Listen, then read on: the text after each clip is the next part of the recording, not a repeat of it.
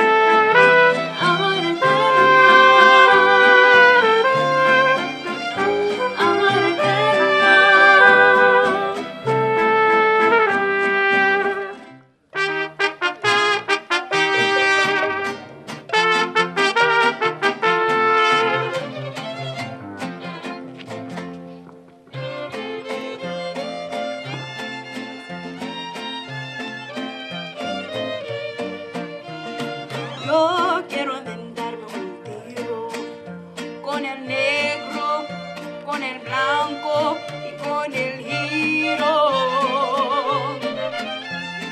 En este corra yo mando, no se metan con lo mío. No porque sean de Palenque van a creer que yo me espanto de un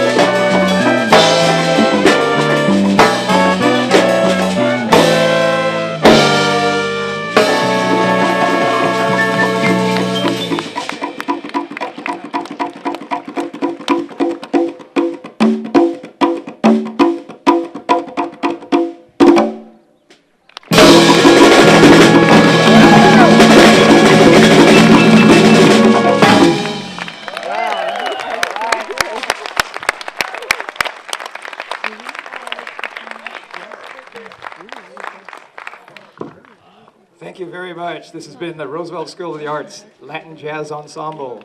And let's give another hand for the Roosevelt Mariachi.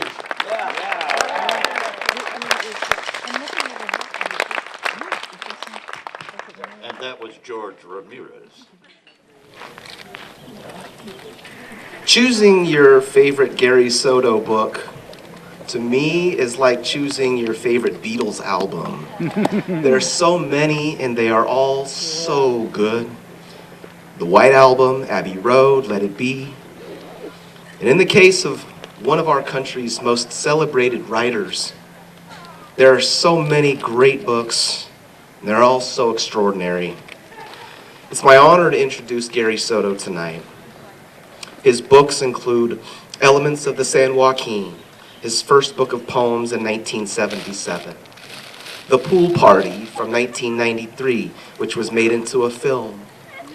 Buried Onions from 1997, which is my wife's favorite Soto book. My favorite is 1985 collection of poems, Black Hair. Too Many Tamales, one of his most popular children's book, or of course his new book, What Poets Are Like, Up and Down the Writing Life. By the way, over to the right, I think you may have seen many of the books are here, and Gary would be happy to sign after the reading. But everyone, children, teenagers, adults, we all have our favorite Gary Soto books.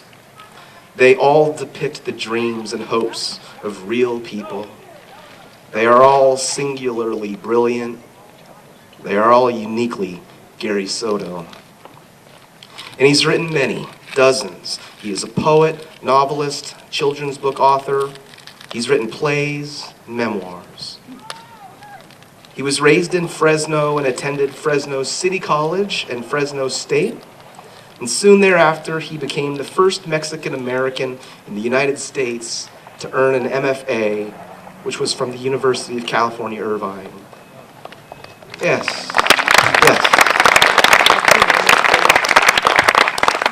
He's taught at UC Berkeley and UC Riverside, where he was a distinguished professor. He no longer teaches, and as many of you know, he divides his time between Berkeley and Fresno. The list of his awards is lengthy. I'll only list a few because I think they're notable. He was the Young People's Ambassador for the United Farm Workers of America. He was featured as an NBC Person of the Week. He's received the Andrew Carnegie Medal for Film Excellence. And he was a finalist for the National Book Award. Readers love the magic of Gary Soto's books. As a poet myself, I often meet other writers and we talk about books and authors, as you might guess. And so many people have a favorite Gary Soto story. When I was asked to introduce Gary tonight, I mentioned it to a friend from Berkeley, and she got very excited and said, "Oh, did I ever tell you the story about how I met my husband?" She is a memoirist from Berkeley, and she married a surgeon. But years before he was a surgeon and years before they were married, they were young and courting, and they went on a date to Green Apple Books in San Francisco. And the young surgeon pulled out from his pocket, he had a copy of the poem, and asked if she liked Gary Soto's work. And he read her a Gary Soto poem, and she said that's when she fell in love with her husband. I thought that was nice. On a personal note, Gary's been very important to me as a poet. He's a model in many ways. Some favorite memories, just briefly, include when I moved here in '97 to teach. I never told Gary this, but part of my interview was I was asked to teach his short story, The Jacket. Years later, and more recently, I helped him move into his beautiful literary museum, which is housed on the campus of Fresno City College in our old administration building. And over at the booth, there is a sign-up sheet if you'd like tour information. I felt very fortunate that day, moving all of these precious items into his museum. I'm going to add tonight to my list of memories, having the honor of introducing him to you tonight. It's with honor and great pleasure that I ask you to help me to welcome the one and only Gary Soto. Yeah!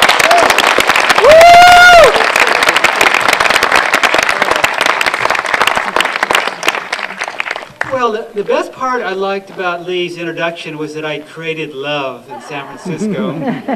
I'm happy for the couple that found a poem of mine or two in the bookstore in San Francisco.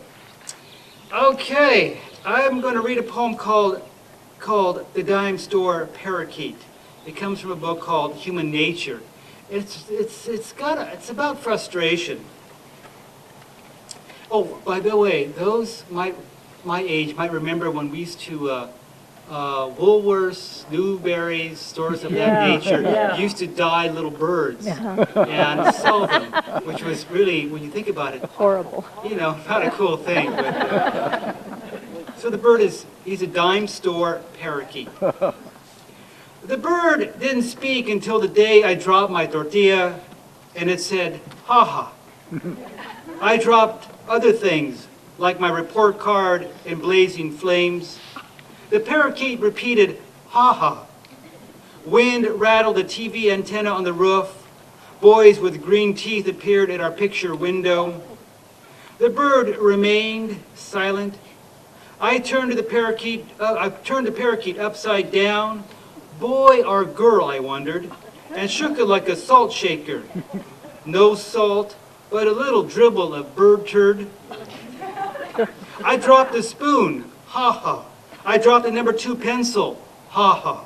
I dropped myself into the couch to eat a bowl of ice cream, ha ha. Then it snowed, the boys with green teeth went away, and a moose appeared at our picture window.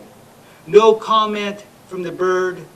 The parakeet lived in its cage, silent, except when I counted my failures on my fingers and let it put its beak like a pipe wrench around my pinky. Bird, I said, I can count the stars. What can you do? The bird rang its bell with its claw and bit its mirror, trying to kiss the image of himself, the conceited little shuttlecock. I dropped a shoe with deadly fumes and a third orange of my juggler's act.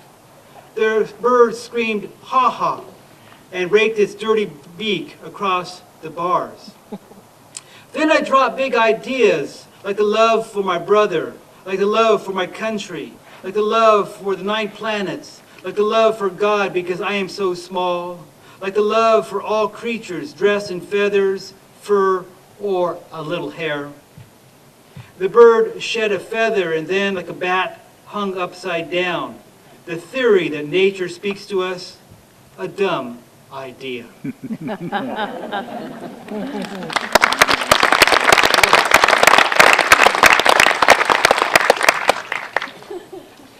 A poem about, I went to Jefferson Elementary. I don't know if you know where Jefferson is. And I had a great teacher, Mrs. Sloan. I remember her name to this day. A wonderful person. But this is a poem called Stars. And you'll see that I wasn't actually a very good student from kindergarten on, actually, through my MFA program. I'll tell you an example. At Webster, I went to 7 elementary schools, suggesting that I had some problems, I think. But at Webster Elementary, we had the nicest teacher on our planet by the name of Mrs. Yamamoto. We called her Miss Sue. I guess I must have really pushed her buttons because one day she came to me and started shaking me and then pulled me to the front of the class and she asked the class, how many want Gary to go to the principal's office? And everyone's hand went up, including my best friend. So that behavior is continued in this poem called Stars. For each book we read, we were allowed to pay stars next to our names, gold for fiction, silver for nonfiction. I had silver mostly, stories of frontier heroes, dead presidents in tall hats, and nurses bandaging soldiers like mummies. In truth, I only read the back covers. And my teacher, born before the invention of the musket, asked, "Okay, Gary, what was it about?" I was ready for a quick answer. America. One day I found 6 of my 14 stars gone, my cosmic fate scratched off. The light of my little body diminished, robbed of my chance to shine. I turned to my teacher, Mrs. Sloan. Had she pulled them off one by one? Or was the star thief a worse reader than me?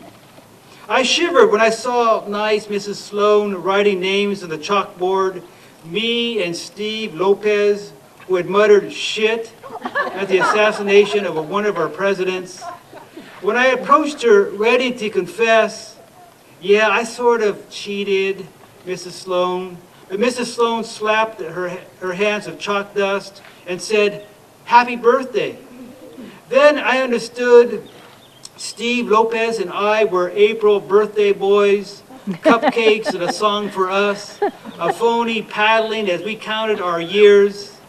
Later, when I got up to sharpen a pencil for a math quiz, I tallied silver and gold stars and fumed at Steve Lopez's uncountable row of shooting stars, some barely hanging on by his awful spit. He was the star thief. I ground my teeth at the thought we were born in the same month, skinny from rickets, bad at fractions and writing, and early eliminations on rainy day spelling bees. But Steve had flunked third grade, was a year older. We lived on the same street, owned dogs that walked like old men, and cowered under the beatings of our mean mothers. I knew Steve Lopez had no starry light inside him. Idiot boy. He came in balancing 3 books on his blockhead. When he tripped and fell, I imagined stars behind his eyes, all bloody red, not pretty silver like mine.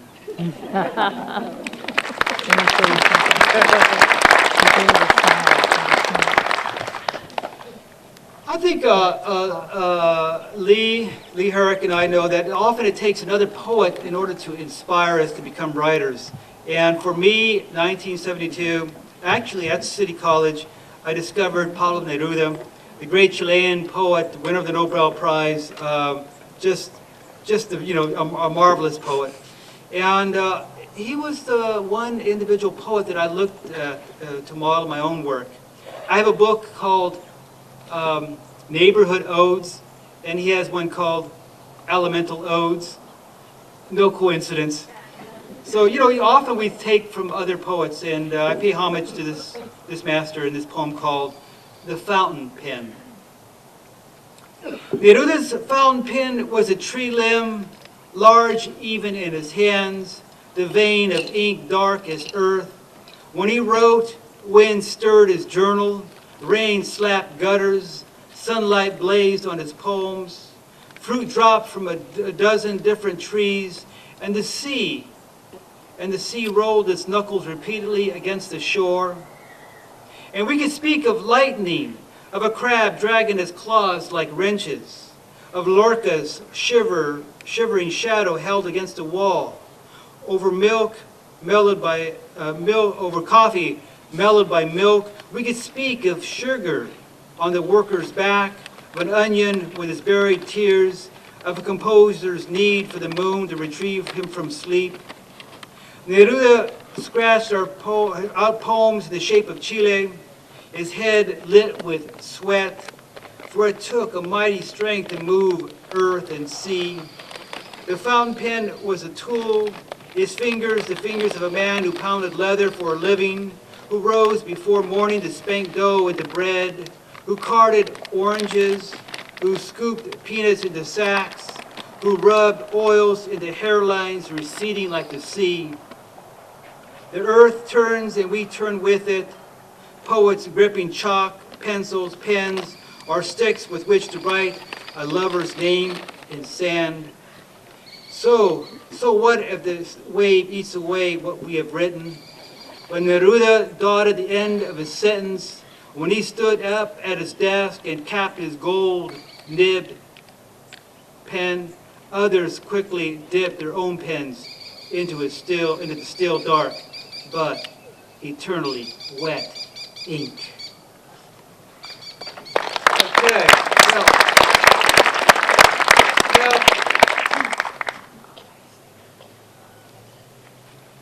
I'm just going to read one paragraph out of here because this is the only paragraph that's good in this story. It's about book signings, and I've done a number of book signings.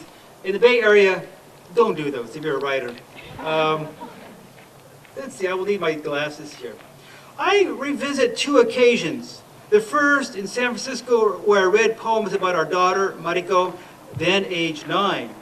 Sensing that I wasn't reaching the audience, all 14 in folding chairs, I read next about Fresno and straight ahead Highway 99.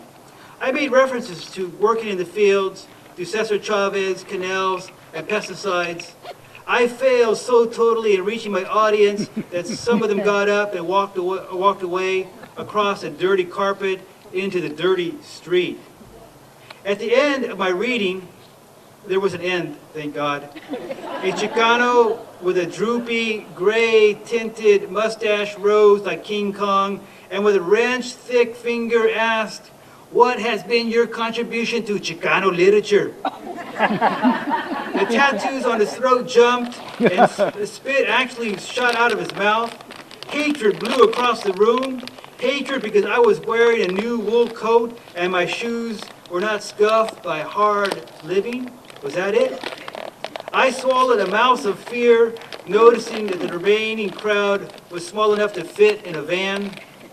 My spine straightened, and I answered, "I'm the first Chicano to write incomplete sentences." That's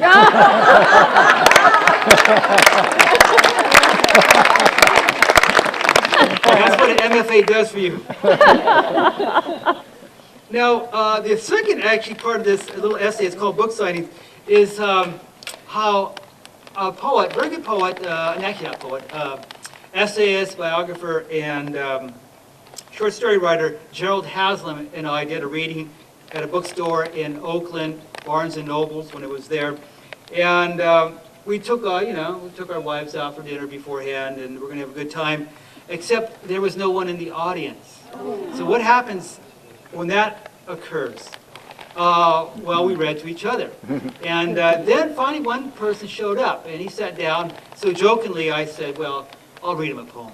So I started reading the poem to him, and he said, "Stop, I'll buy your book." That's enough of that. It's not that funny. Actually, it is funny because you're thinking, well, your wives are with you, and they actually drifted off to the magazine rack. Okay, where is this other little story of mine? This is on the same theme. It's called Public Display of Affection. And it's a little essay about, as you'll see, recognition. Okay, I'm going to skip just a bit, and I'm playing basketball, old man basketball in Berkeley. I then go to the drinking fountain, and I encounter this. I pushed off the bench and made my way to the drinking fountain by the baseball diamond. On the muddy trail to the watering hole, I spied a ponytailed girl reading my chapter novel, Marisol. I have a book called Marisol. She was seated comfortably on the grass, absorbed in a narrative in which the main character moves from Chicago's Pilsen neighborhood to the suburb of Des Plaines. At age 10, the same apparent age as the reader on the grass. Published in 2005, the novel came with a doll. Some would reverse this order and say that the doll came with a book. In a very short period of time, one splendid November 2005, this book became my bestseller. $250,000 went home with girls. Whether the novel was read or not, I didn't care one bit because I, turncoat poet, received a sack of money that I swung first over my right shoulder and then my left shoulder.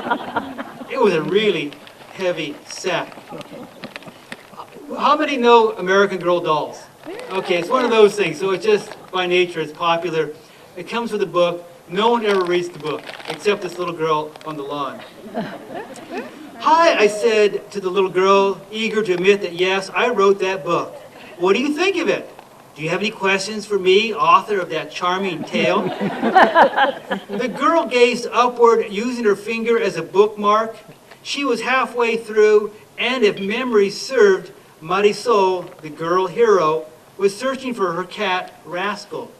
You know, I continued, advancing the conversation, I wrote that book. I smiled to give her evidence that in spite of my sweaty appearance, I was an all right guy. When she returned in a different scowl, as if beholding a piece of irrelevant gum embedded in the sidewalk, I reeled in my smile. Nothing stirred in her, nothing moved her to utter an even, "Oh, really?" I hurried away to the drinking fountain and drank my fill in rapid gulps, afraid that the girl might skip off and her parents report, "A dirty old man tried to talk to me." Then I hurried home without raising my eyes in the rearview mirror. This relationship was like over. That's enough. Okay.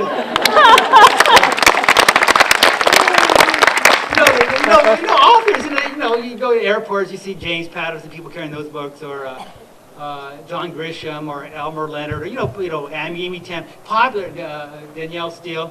Well, I've never seen anyone carry one of my books around.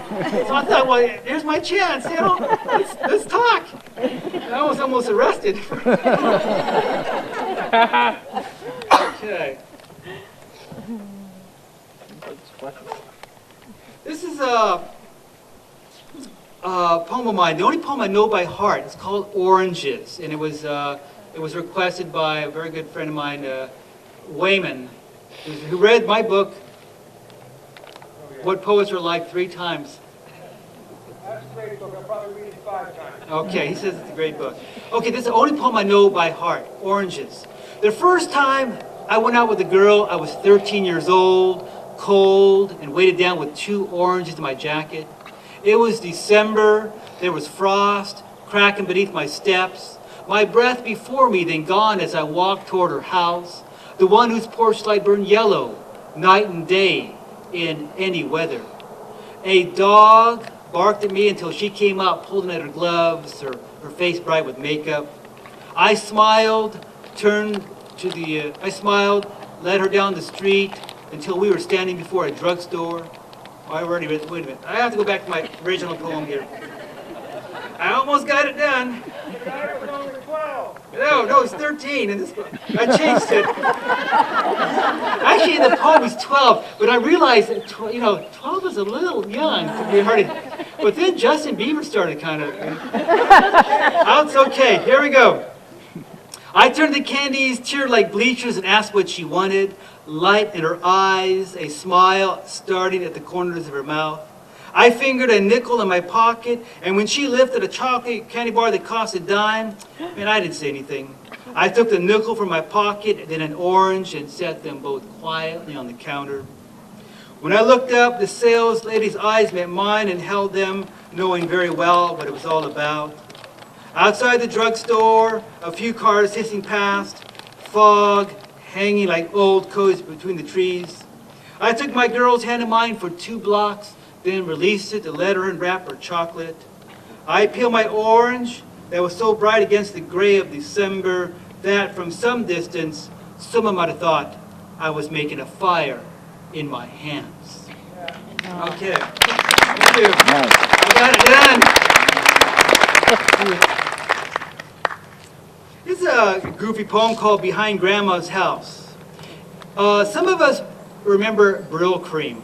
Some of us remember when we had hair. Brill Cream is a hair gel, a little dab will do you. So it's kind of like, really. Oh yeah, a little dab. So people don't know, and a good many who are very young don't know. That's what it is. At 10, I wanted fame. I had a comb and 2 Coke bottles, a tube of Brill Cream.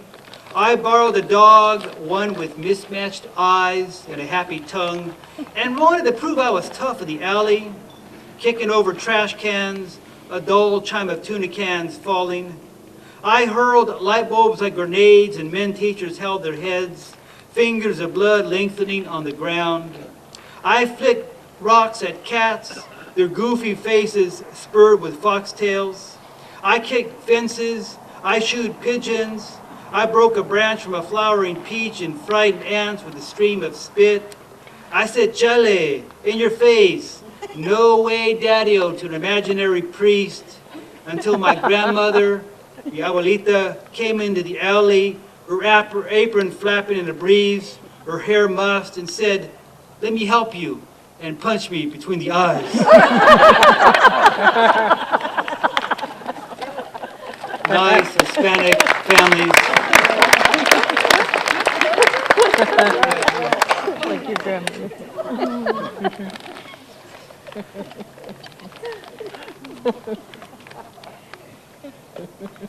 Okay, here.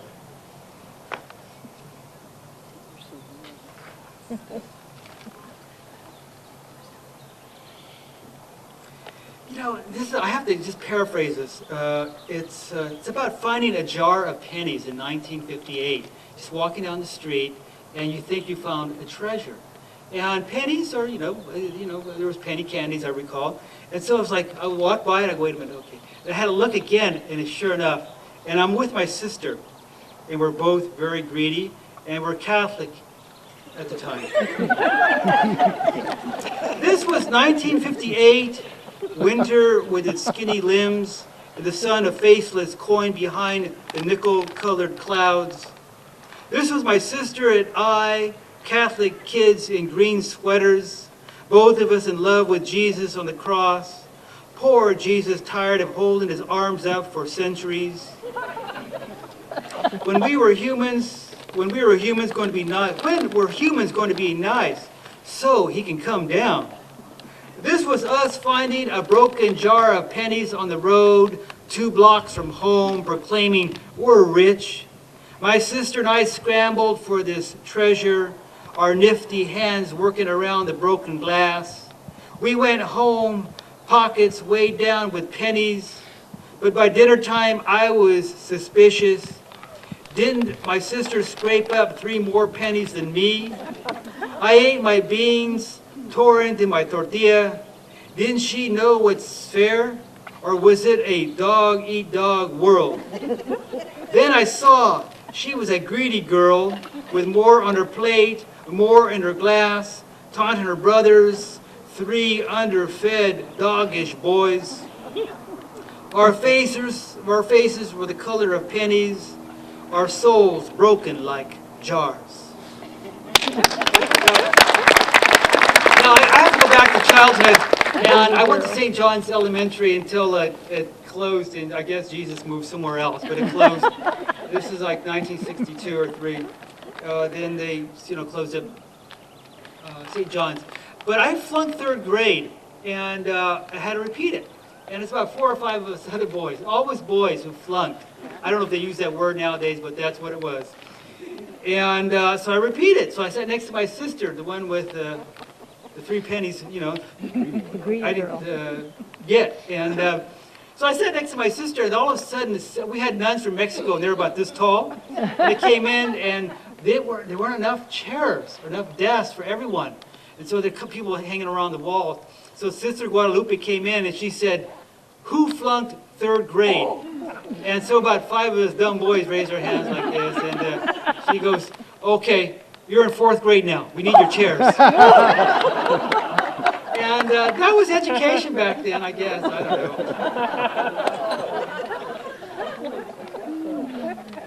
Oh, this is terrible. Oh, boys.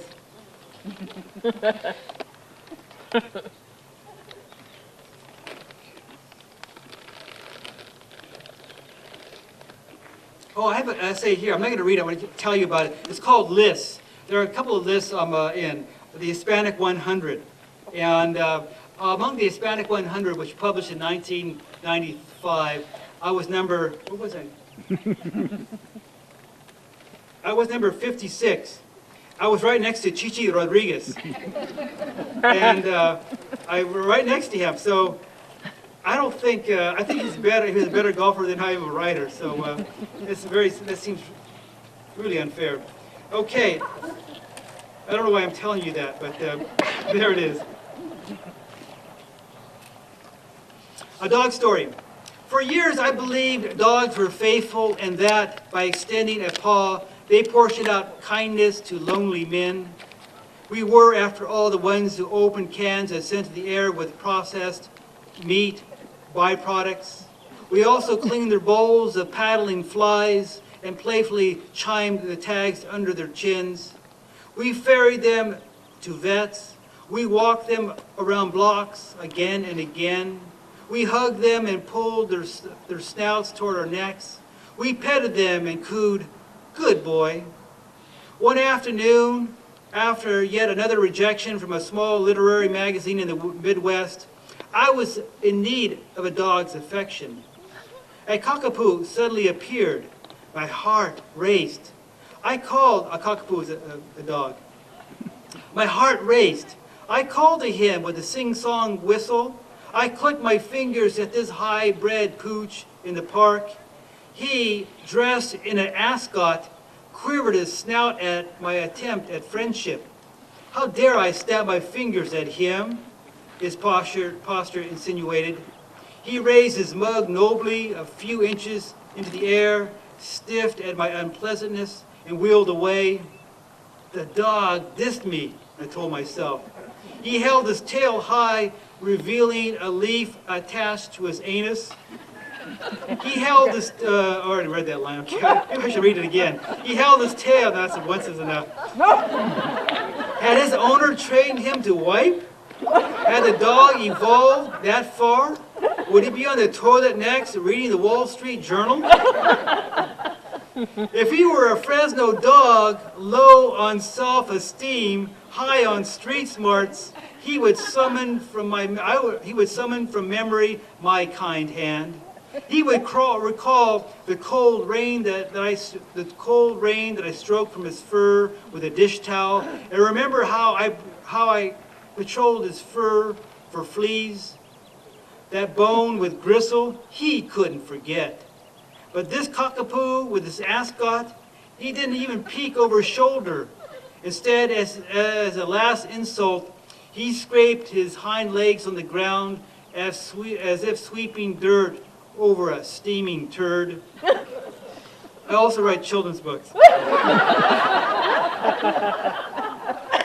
Okay.